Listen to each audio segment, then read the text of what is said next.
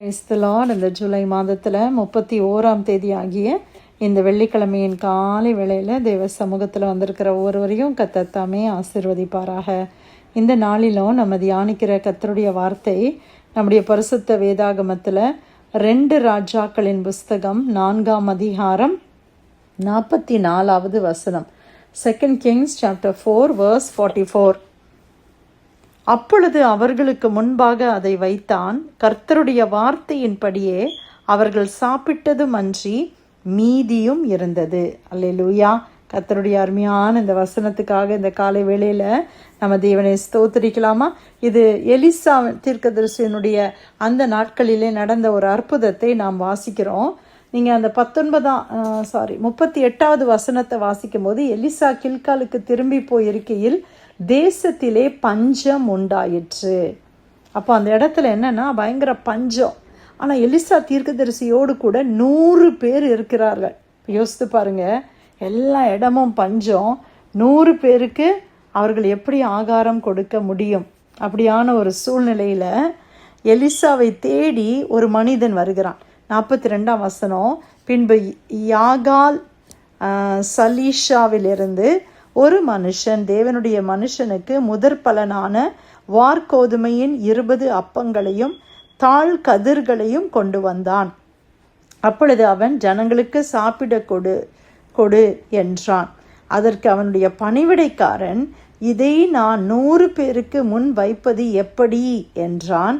அதற்கு அவன், அதை ஜனங்களுக்கு சாப்பிட கொடு, சாப்பிட்ட பிற்பாடு இன்னும் மீதி உண்டாயிருக்கும் என்று கர்த்தர் சொல்லுகிறார் என்றான். அப்பொழுது அவர்களுக்கு முன்பாக அதை வைத்தான். கர்த்தருடைய வார்த்தையின்படியே அவர்கள் சாப்பிட்டதும் அன்றி மீதியும் இருந்தது. அல்லேலூயா. கர்த்தருடைய எவ்வளோ அருமையான வசனம்ல. இந்த இடத்துல நம்ம என்ன பார்க்கிறோம்? எலிசாவை தேடி ஒரு மனிதன் வருகிறான். அந்த மனிதன் பாருங்க, வெறும் கையாய் வரல. அவனுக்கு ஏதோ ஒன்று, ஒரு தேவனுடைய மனுஷனை பார்க்கும்போது ஒரு காணிக்கையை கொண்டு வருகிறத நம்ம பார்க்குறோம். இது ஒரு அந்த நாட்களில் இருந்த ஒரு நல்ல பழக்கம். நீங்கள் யோசித்து பார்த்தீங்கன்னா, சவுல் முதலாக அவருடைய தகப்பனாருடைய கழுதை தொலைந்து போகும்போது அவன் தேடி போகிறான். அவனுடைய வேலைக்காரனும் கழுதையை தேடி போகிறாங்க. அப்போது 3 நாள் ஆயிடுச்சு, ஆனால் கழுதை கண்டுபிடிக்க முடியல. அப்போ சவுல் சொல்கிறாரு, நம்ம திரும்பி போயிடுவோம், அப்பா கிட்ட போயிடலாம், கழுதையை கண்டுபிடிக்க முடியல. இப்போ அப்பா கழுதையை தொலைஞ்சதை விட இப்போ நம்மளே தொலைஞ்சு போயிட்டோம்னு நினைக்க போகிறாரு, நம்ம போயிடலாம். அப்போ அந்த வேலைக்காரன் சொல்லுவான், இங்கே ஒரு தேவனுடைய மனுஷன் இருக்கிறாரு, அவர்கிட்ட போய் நம்ம கேட்போம், அவர் நமக்கு கழுதை எங்கே இருக்குன்னு சொல்கிறத அவர் சொல்லுவார். அப்போ சவுல் உடனே ஒரு வார்த்தை சொல்லுவார். என்ன சொல்வார்னா, தேவனுடைய மனுஷனை நான் எப்படி வெறும் கையாக போய் பார்ப்பேன்? என்கிட்ட ஒன்றுமே இல்லையே, 3 நாளாக எங்கேயோ அலைஞ்சதுனால நான் எல்லாம் கொண்டு வந்ததெல்லாம் சாப்பிட்டு முடிச்சிட்டோமே, அவர்கிட்ட கொண்டு போய் கொடுக்கறதுக்கு ஒன்றும் இல்லையே, வெறும் கையாக நம்ம எப்படி போகிறது அப்படின்னு கேட்பாரு. அப்போ அந்த வேலைக்காரன் அவனுக்கு சில காரியங்களை வைத்திருப்பான். அது நிமித்தமாக அவர்கள் போய் அந்த தேவ மனுஷனை பார்ப்பார்கள். ஆனால் பாருங்கள், அவங்களுக்கு அந்த பழக்கம். சவுலுக்கு பாருங்கள், அவ்வளோ ஒரு நல்ல ஒரு குணம். ஒரு தேவனுடைய மனிதனை பார்க்கும்போது நான் ஏதாவது கொண்டு போனோம் அப்படின்ற ஒரு கணம். அதைத்தான் இந்த இடத்துலையும் பார்க்கிறோம். எலிசா ஒரு தேவனுடைய மனிதன், தேவனுடைய தீர்க்கதரிசியாக இருக்கிறார். இந்த மனிதன் ஒரு தூர இடத்துலேருந்து வருகிறாரு. அவர் என்னெல்லாம் கொண்டு வர்றாரு பாருங்க. அவருடைய கையில் முதற் பலனான வார்கோதுமையின் 20 அப்பங்கள். இப்போ முதல்ல உள்ளது கர்த்தருக்குரியது. அப்படின்னா முதற் பலன் தேவனுக்குரியது. ஒரு செடியில் முதல்ல விளையிறது, ஒரு மரத்தில் முதல்ல விளையிறது, எல்லாம் கர்த்தருக்குரியது. அவர்கள் என்ன செய்கிறாங்க, அந்த 20 அந்த முதற் பலனை, அந்த வார்கோதுமையை 20 வார்கோதுமையை அவன் கொண்டு வருகிறத பார்க்கிறோம். ஆமென்.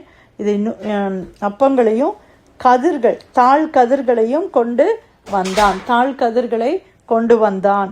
அப்பொழுது அவன், ஜனங்களுக்கு சாப்பிட கொடு. அந்த மனுஷன் என்ன சொல்லுகிறான், இதை ஜனங்களுக்கு சாப்பிட கொடுங்கள் அப்படின்னு.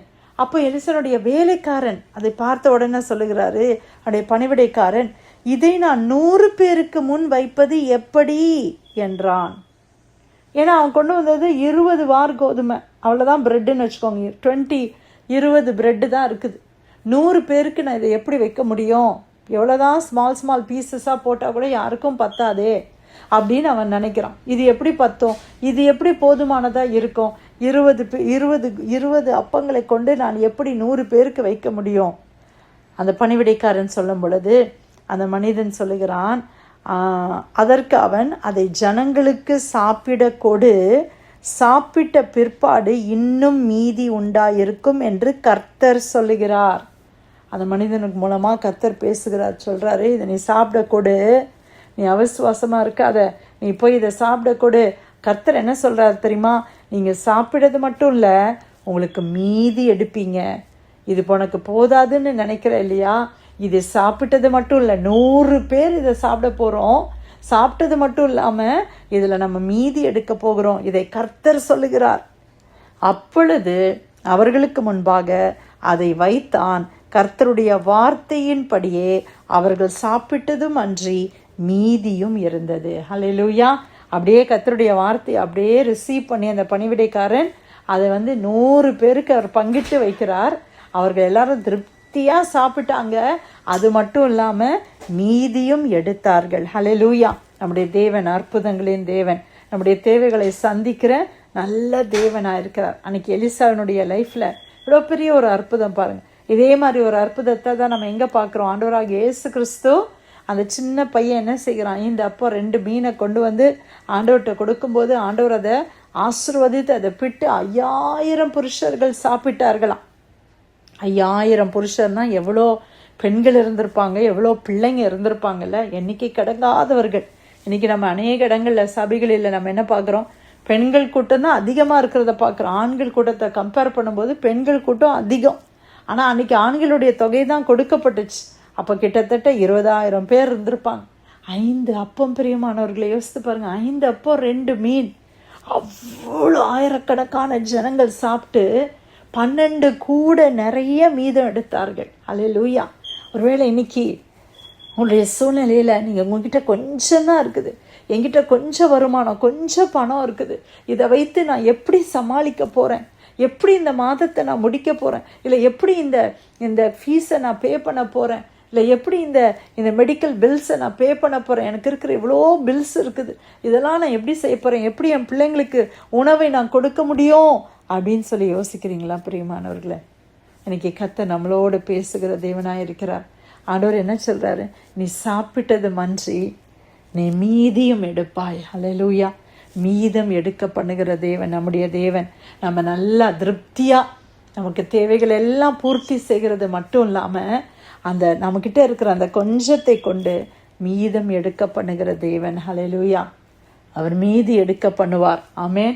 ஆண்டவருடைய பிள்ளைகளை கர்த்தர் போஷித்து நடத்துகிறதும் அல்லாமல் எதிர்காலத்தை குறித்தும் ஆண்டவர் அக்கறையுள்ள தேவனாக இருக்கிறார். இந்த கொஞ்சம் சம்பளத்தை வச்சு நான் எப்படி மேனேஜ் பண்ணுவேன் என் வீட்டை அப்படின்னு யோசிக்கிறீங்களா?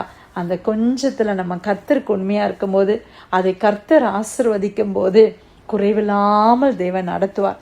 திருப்தியாய் தேவன் நடத்துவார். மீதம் எடுத்து நம்ம சேவிங்ஸில் வைக்கும்படி அடுத்த மாதத்துக்கு கொஞ்சம் நம்ம எடுத்து வைக்கிற அளவுக்கு ஆண்டவர் நம்மை நடத்துவார். இதுதான் கர்த்தருடைய அற்புதத்தின் கரம். இதுதான் தேவனுடைய ரகசிய செயல். யோபு சொல்லுகிறார், தேவனுடைய ரகசிய செயல் என் கூடாரத்தின் மேல் இருக்கிறது. இதுதான் பிரியமானவர்களே ரகசியம்.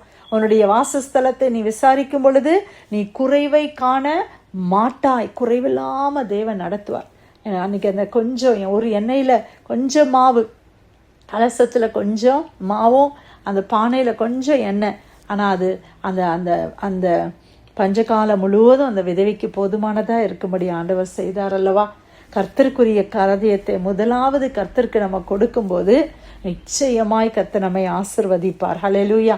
ஆண்டவர் இன்னைக்கு கொடுத்த நல்ல வசனத்துக்காக 2 ராஜாக்கள் 4ஆம் அதிகாரம் 44வது வசனம். அப்பொழுது அவர்களுக்கு முன்பாக அதை வைத்தான். கர்த்தருடைய வார்த்தையின்படியே அவர்கள் சாப்பிட்டதும் அன்றி மீதியும் இருந்தது. கர்த்தர் கொடுத்த நல்ல வசனத்துக்காக ஆண்டவருக்கு நன்றி செலுத்தி பிரேயர்லைன் வந்திருக்கிற யாராவது நம்ம ஜெபிக்கலாமா?